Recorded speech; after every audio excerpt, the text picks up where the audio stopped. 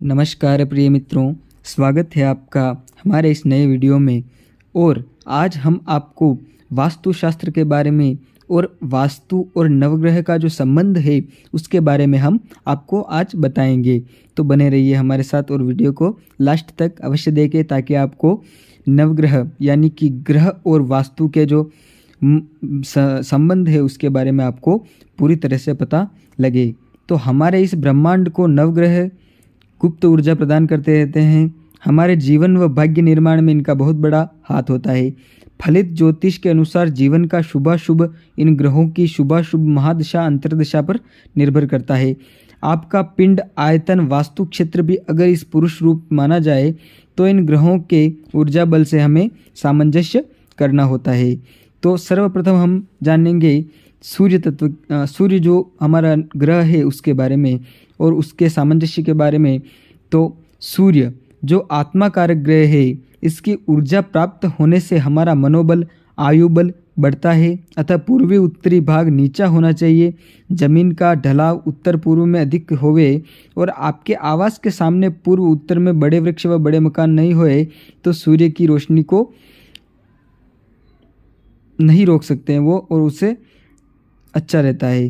तो उसके बाद चंद्रमा, तो चंद्रमा मनोबल का कारक माना जाता है, शीतलता प्रदान करता है, जल का कारक है। अमावस्या को सूर्यास्त की दिशा में सूर्य व चंद्रमा की दिशा एक ही हो जाती है। प्रतिदिन सूर्य से 12 अंश की दूरी करता हुआ चंद्रमा पूर्णिमा को सूर्य से 160 अंश दूरी पर पूर्व में उदय होता है, अर्थात पूर्व दिशा में चंद्रमा की शीतलता का भी पूर्ण प्रभाव होता है। चंद्रमा शुक्ल पक्ष की दशमी से कृष्ण पक्ष की पंचमी तक विशेष बलवान होता है, अर्थात पूर्व से उत्तर का परिपथ चंद्रमा की शीतलता का प्रतीक होता है। अर्थात पूर्व से उत्तर का परिपथ चंद्रमा की शीतलता का प्रतीक है तो पूर्व ईशान उत्तर भाग में जल संसाधन रखना उचित होता है। और चंद्रमा का जल से विशेष संबंध है, इसके कारण पूर्णिमा को समुद्र में ज्वार भाटा आता है। हमारे शरीर में भी अधिकतर रक्त प्रवाह के कारण जलीय मात्रा अधिक है। पूर्णिमा के आसपास के दिनों में चंद्रमा का रक्त संरचना पर प्रभाव बढ़ता है। हमारे शरीर में भी ज्वार भाटे की सूक्ष्म तरंगें उत्पन्न होती है। इस कारण अधिकतर आपराधिक घटनाएं एवं दुर्घटनाएं पूर्णिमा के दिनों के आसपास ही होती है। चूँकि आपका आवास प्रवास भारत दक्षिण पश्चिम में रहेगा तो पूर्व उत्तर में जल साधन होने से आप इन जलीय तरंगों की गुप्त शक्ति के दुष्प्रभाव से दूर रहेंगे। उसके बाद हम जानेंगे मंगल के बारे में। तो मंगल विशेष शौर्य का प्रतीक ग्रह है और देवताओं का एक सेनापति ग्रह भी वह है। तो हमारी पुरातन संस्कृति में इसे भूमिपुत्र भी कहा गया है और भूमि पर विशेष घटनाएं मंगल के परिभ्रमण काल में होती है। हम भूल जाते हैं, कोई इसे महत्व नहीं देते हैं, परंतु आप यह देख सकते हैं कि मंगल जब राशि बदलता है तब मौसम में परिवर्तन अवश्य होता है। बारिश के दिनों में सर्दी में अक्सर उस दिन वर्षा होगी, गर्मी के दिनों में बारिश या तूफान आएगा। यह ग्रह जब सूर्य के करीब 12 अंश की दूरी पर आता है तब अपना प्रकाश खोने लगता है। सूर्य का बिंब इस पर अधिक पड़ता है और 12 अंश सूर्य से आगे रहता है, तब तक अस्त रहता है।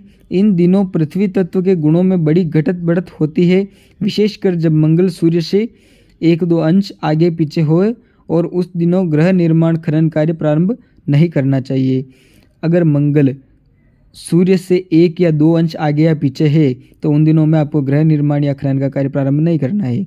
मंगल और शनि में जब 150 डिग्री अंश की दूरी होवे और 180 डिग्री अंश की दूरी होवे, या हर्षल नेपच्यून से 180 या 150 अंश की दूरी होवे, गुरु मंगल से 150 अंश की दूरी होवे, उन दिनों पृथ्वी पर भूकंप दुर्घटनाएं, तोड़फोड़, तूफान, आपराधिक घटनाएं, यान दुर्घटनाएं अधिक होंगी। और उन दिनों मुहूर्त नहीं करना चाहिए, जबकि विद्वान ज्योतिषी मुहूर्त दे देते हैं। आपको 30 अक्टूबर 1990 की अयोध्या कांड की घटना याद होगी। बड़े बड़े विद्वानों व शंकराचार्यों ने इस दिन का राम मंदिर शिलान्यास का मुहूर्त दिया था।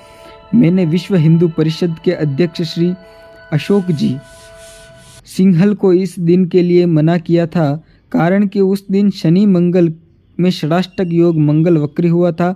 गुरु शनि में षडाष्टक योग, गुरु का हर्बल नेपच्यून से षडाष्टक योग था। क्योंकि यह राष्ट्रव्यापी कार्यक्रम घोषित हो चुका था, कोई बदलाव नहीं हो सकता था। नतीजन कार्यक्रम फेल हुआ, अकारण साधु संत मारे गए, सरकार गिरी और 6 दिसंबर 1912 में मंगल का हर्षल नेपच्यून से षडाष्टक, गुरु शनि में नवम पंचम शुभ योग, अयोध्या में बाबरी मस्जिद गिरी। जब शनि हर्षल नेपच्यून से पूर्ण युति में आते हैं तब भी बड़ी घटनाएं होती है। जनवरी 1991 को मंगल से 8वें हर्षल नेपच्यून युति में थे, तो 14 जनवरी को गुरु हर्षल में 150 अंश की दूरी थी। इन दिनों इराक अमेरिका युद्ध 27 जनवरी को आरंभ हुआ था। अभी सन 1996 में 1 नवंबर को मंगल शनि में 150 डिग्री अंश की दूरी में षडाष्टक योग हुआ। शनि वक्री था, तो 4 से 6 नवंबर को आंध्र में भयंकर तूफान आया जिससे हजारों लोग मरे। 24 मार्च 1997 से 3 जून में पुनः षडाष्टक योग में देवगौड़ा जी की सरकार का पतन हुआ। आगजनी भूकंप योग रहे। 8 अगस्त 1997 से 20 सितंबर तक भूकंप, दुर्घटनाएं, राजनीतिक पतन, हत्याएं, युद्ध, यह सब संभव थे। और अब आपको बुध की जो बुध ग्रह है उसके बारे में हम देखते हैं। तो बुध ईशान दिशा का मालिक है, हरित रंग है, अतः उत्तरी ईशान या पूर्वी ईशान में जल कूप, पानी का टैंक या बगीचा व हरिदोप लगाकर शुभ कर सकते हैं। बुध मस्तिष्क व शरीर के बारीक तंतुओं का मालिक है, अतः बुध की दिशा अनुसार कार्य करे तो हमारा स्नायु मंडल अच्छा रहेगा, उन्नति होगी, मस्तिष्क अच्छा कार्य करेगा। बुध विद्या का मालिक भी है, अतः पूजा स्वाध्याय कक्ष ईशान में रखना शुभ रहेगा। गुरु, तो गुरु के बारे में हम जानते हैं। गुरु ग्रह उत्तर दिशा का अधिपति, धार्मिक कर्म, मांगलिक कार्य, बुद्धि व धन, संतान का दाता है, अतः इस भाग को अधिक नहीं दबाना चाहिए। अर्थात शुद्ध वस्तुएं उत्तर ईशान में रखें, क्षेत्र खुला रखें, जमीन ढलवा हुए, निर्माण में यह भाग दक्षिण पश्चिम में नीचा होवे। जब शनि हर्षल नेपच्यून से पूर्ण युति या 150 डिग्री अंश षडाष्टक योग में होवे तो शुभ कार्य, निर्माण कार्य नहीं करना चाहिए।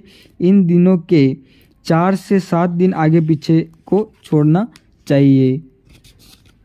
अब शुक्र, वैभव, सुख, संपदा, ऐश आराम का मालिक ग्रह है, श्वेत वर्ण है, पूर्व दिशा का स्वामी है, बाग बगीचा फल फूल का स्वामी है, अतः पूर्व का बाग खुला रखें। जल साधन निकाय पूर्व में शुभ, बगीचा पूर्व में लगाना शुभ है। बुध शुक्र की युति जब कर्क मकर कुंभ मीन राशि में होती है तो वर्षा कारक होती है, और कर्क व सिंह राशि धनु राशि बाजारों में तेजी करती है, अन्य राशियों में मंदी करती है।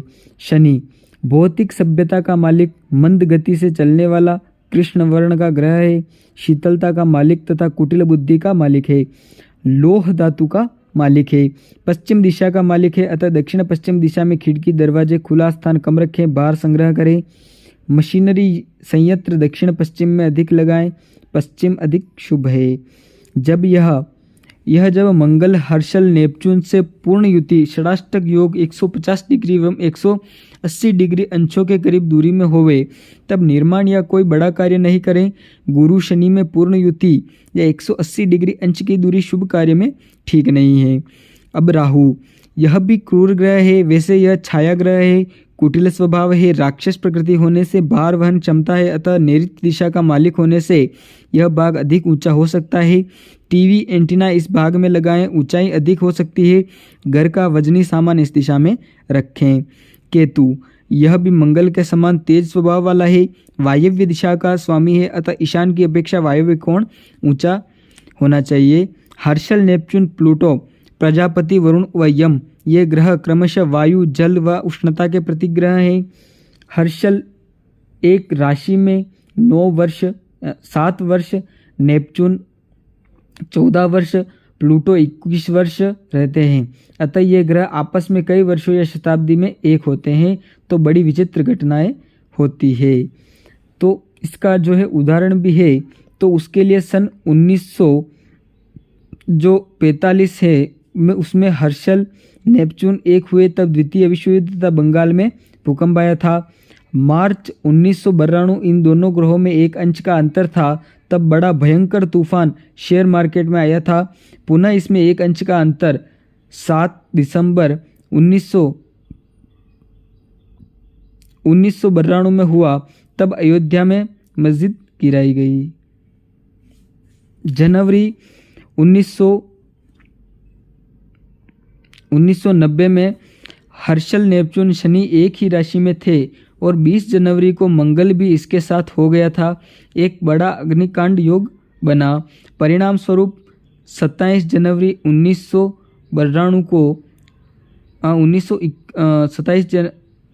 1991 को अमेरिका इराक युद्ध प्रारंभ हुआ। अतः ऐसे योग के दिनों में निर्माण शुभारंभ नहीं करना चाहिए। ऐसे योग में निर्माण व स्थापित उद्योगों में रोग, पीड़ा, अशांति व नुकसान रहता है। तो फ्रेंड्स, इसी के साथ आज के लिए इतना ही। मिलते हैं अगले वीडियो में। ऐसी ही और जानकारियाँ प्राप्त करने के लिए व ज्योतिष से संबंधित, वास्तुशास्त्र से संबंधित, कुंडली से संबंधित कोई भी समस्या या समाधान पाने के लिए आप कांटेक्ट कर सकते हैं इंस्टाग्राम से। और चैनल को लाइक, शेयर और सब्सक्राइब अवश्य करें। लिंक आपको डिस्क्रिप्शन में मिल जाए।